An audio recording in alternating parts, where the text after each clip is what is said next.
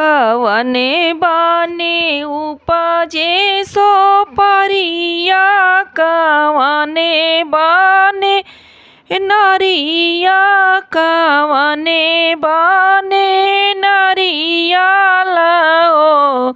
सासु कवने बाने चुएला गुलाबी चुनरी, या रंगई बाई हो। सासु कवने बाने चुएला गुलाबी चुनरी, या रंगई बाई हो। सासु कवने बाने उपजे सो परिया, कवने बाने नरिया लो।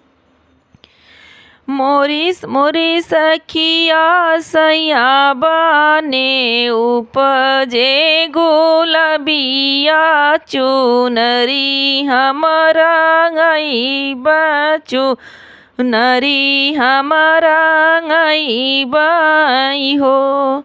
सखिया सैया बाने उपजे गुलाबिया चुनरी, हमारा अंगई बाई हो। मोरी सखिया चंदा मोरा भैया लागे, बदरी बहिनी लागे हो। सखिया चंदा मोरा भाई मोरा भैया लागे, बदरी बहिनी लागे हो। मोरी बदरी जाई के बरस फूला बगिया, जहाँ पे पियावा बिहस, जहाँ पे पिया रहाई हो। बदरी जाई के बरस फूला बगिया, जहाँ पे पिया बिहस, जहाँ पे पिया रहल हो। भीजत भीजत पियाया मोहरवा के ठड़ भैल, मोहरवा के ठड़ भैल हो।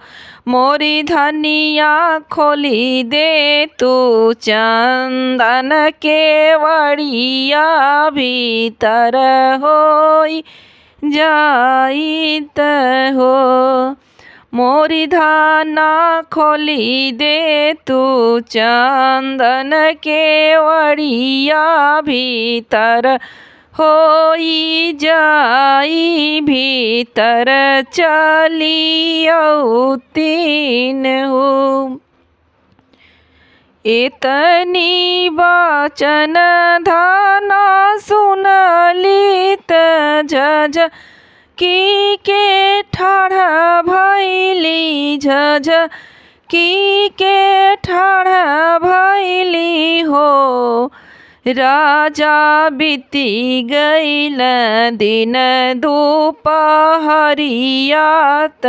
साँझी का बेरिया, करती कहाँ रहला, आधी के राती कहाँ रहला न हो। इतनी वाचन सुनी रानी, झझ की के ठाढ़ भैली हो। पिया बीती गईल दिन दुपहरिया, सजवा का बेरवा, सझिया का बेरिया न हो। पिया कहवा बीतौलया धीरतिया, कई से तू लौटहु हो। पिया के दिह दिन दुपहरिया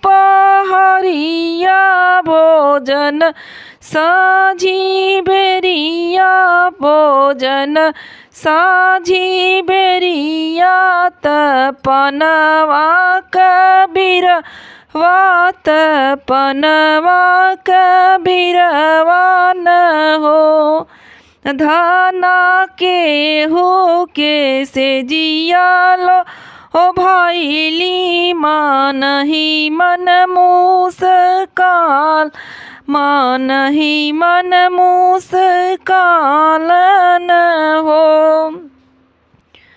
धाना घरवा से गईली को अनावा कह हरिन बोलावे कहरिन बोला अब न हो कहरिन चली चल तू हमारे ही खेतवा धनवा रोपऊ तू मजूरी हमसे ले तू मजूरियापन ले तू न हो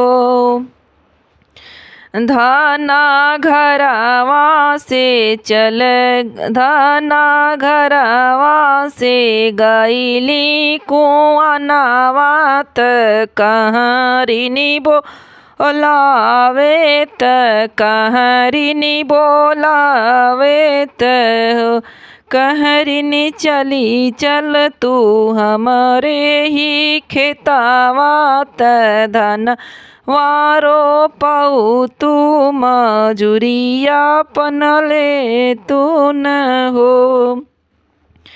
धाना कहरी ने धान वारो पवली दिन दोपहरिया का भोजन सझिया का पान बीरा हो धनायाधि के रति से जिया बोलवली तोही बीतवली न हो धना कहरी बोलवली अपने से जियात या अधिक रतिया लवटी घरे आई हो।